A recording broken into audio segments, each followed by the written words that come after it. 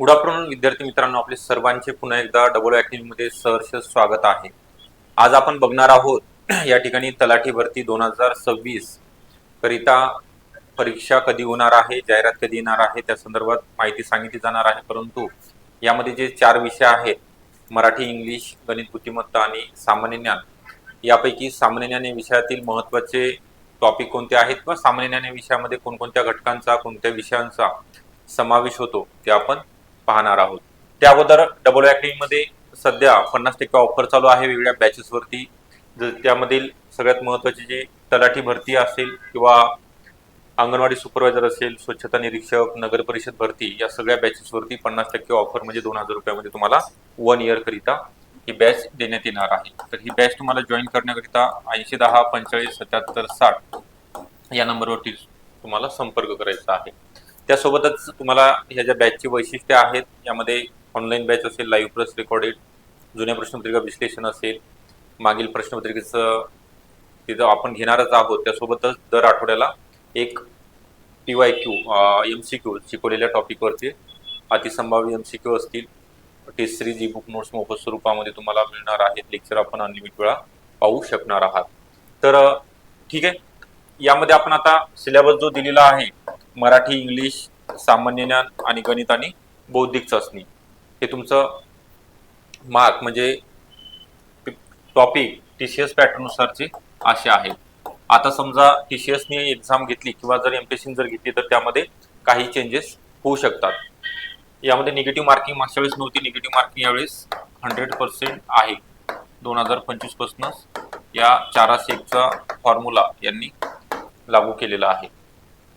तर आता मराठी झाले, इंग्लिश, सामान्य ज्ञान आणि गणित आणि बौद्धिक चाचणी। त्यामध्ये सामान्य ज्ञान हा जो विषय आहे, जीके किंवा आपण जीएस त्याला बोलतो, यामध्ये इतिहास आहे। इतिहासामध्ये तिन्ही प्रकार म्हणजे प्राचीन असेल, मध्ययुगीन असेल आणि आधुनिक भारताचा इतिहास, त्यासोबतच तुम्हाला महाराष्ट्राचा इतिहासा संदर्भात म्हणजे समाज सुधारक असतील महाराष्ट्रातील, हे सुद्धा करावं लागणार आहे।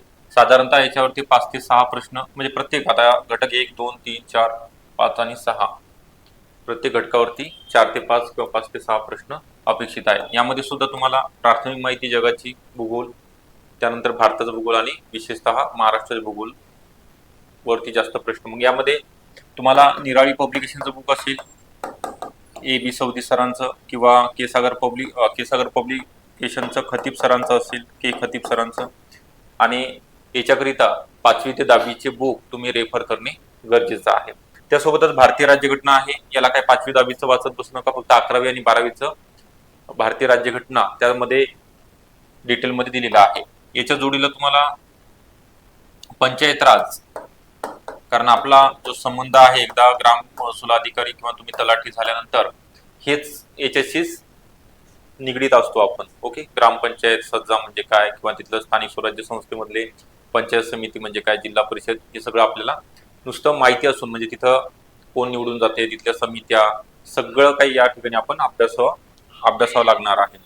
त्यानंतर अर्थशास्त्रामध्ये सुद्धा 11वी 12वीचं तुम्हाला वाचायचं आहे बेसिक। यामध्ये सुद्धा GNP असेल, GDP म्हणजे काय, किंवा पैशाचा मूल्यन, पैसा वधारणे म्हणजे काय किंवा घसरणे, हे सगळ्या गोष्टी बेसिक मध्ये आल्या पाहिजेत। त्यानंतर सामान्य विज्ञान हे फक्त 5वी ते 10वी पर्यंतच करायचं आहे।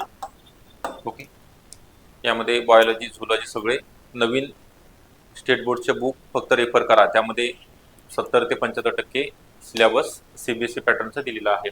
आणि चालू घडामोडीमध्ये तुम्हाला प्रादेशिक असतील, राष्ट्रीय आणि आंतरराष्ट्रीय लेवलचे सुद्धा, आणि मागच्या 1 वर्षापूर्वीच्या करणं अपेक्षित आहे। कारण कोणता प्रश्न कधी विचारतील, म्हणजे 1 वर्षापूर्वीचा सुद्धा विचारला जाऊ शकतो किंवा करंटचा सुद्धा विचारला जाऊ शकतो। त्यामुळे तुम्ही एवढे काही जे सब्जेक्ट दिलेले आहेत हे सगळे सामान्य ज्ञान जीके मध्ये मोडतात। तर याचा वास्ट सिलेबस आहे, म्हणजे तुम्ही गणित आणि बुद्धिमत्तामध्ये आउट ऑफ मार्क मिळू शकता। इंग्लिशमध्ये सुद्धा चांगलं जर असेल तुमचं ग्रामर किंवा तुम्ही रूल्स वगैरे चांगले पाठ केलेत त्याच्यामध्ये मिळू शकतात। त्यानंतर मराठी तर आपला आवडीचा विषय आहे, त्यामध्ये सुद्धा सगळे विद्यार्थ्यांना मॅक्झिमम बोलतोय, म्हणजे 25 प्रश्न असतील तर 20 प्लस सगळ्यांनाच मार्क असतात। राहिला हा विषय, याच्यामध्ये पण तुम्ही प्रॅक्टिस करसाल किंवा अभ्यास करसाल, परंतु मार्क मिळतात का? नाही। आता 25 प्रश्न आहेत, 25 पैकी 10 पासून चालू होते. ओके, 10, कोणाला 15, कोणाला 17, 18, 25 पैकी 25 प्रश्न कोणाचे बरोबर येतात का?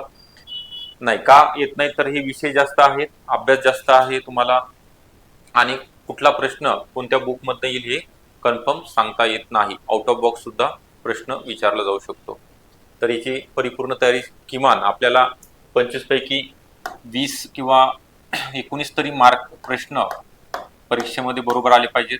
बाकी विषयामध्ये ते आपण कव्हर करू शकता. ठीक आहे, हे संपूर्णपणे तुम्हाला ही माहिती दिलेली आहे. याचा जो डिटेल सिलेबस आहे, म्हणजे इतिहासामध्ये कोणते टॉपिक करायचे आहेत तुम्हाला, भूगोलमध्ये कोणते करायचे आहेत, राज्यघटनेमध्ये कोणते करायचे आहेत, किंवा कोणते विचारलेले आतापर्यंत अनालिसिस जर आपण केलं तर त्यावरून, किंवा चालू घडामोडी कशा विचारल्या जातात, कशावर भर आहे, प्रादेशिक वरती किती, राष्ट्रीय लेवलच्या किती विचारले जातात, आणि सामान्य विज्ञानमध्ये जे 5 आहेत प्रकार, रसायनवर विचारतात किंवा भौतिकशास्त्रावर विचारतात का आरोग्यावर विचारतात, ते तुम्हाला पुढच्या व्हिडिओच्या माध्यमातून सांगितलं जाणार आहे. ठीक आहे. बाकी बॅच संदर्भात सांगितलेली आहे की सध्या ऑफर आहे. ऑफरचा तुम्हाला लाभ घेण्याकरिता 8010457760 हा नंबर आहे. या नंबरवर तुम्ही संपर्क करायचा आहे आणि बॅचला जॉईन व्हायचं आहे. ओके, धन्यवाद सर्वांचे. पुन्हा भेटूया नेक्स्ट व्हिडिओमध्ये. तोपर्यंत थँक्यू.